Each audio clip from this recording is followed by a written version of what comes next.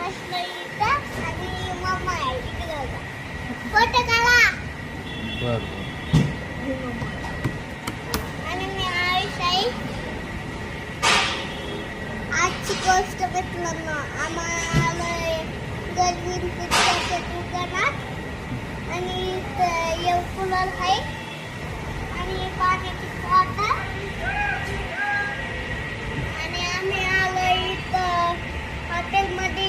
लय मोठं हॉटेल आहे आणि कॅफे मध्ये आलोय, कॅफे मध्ये.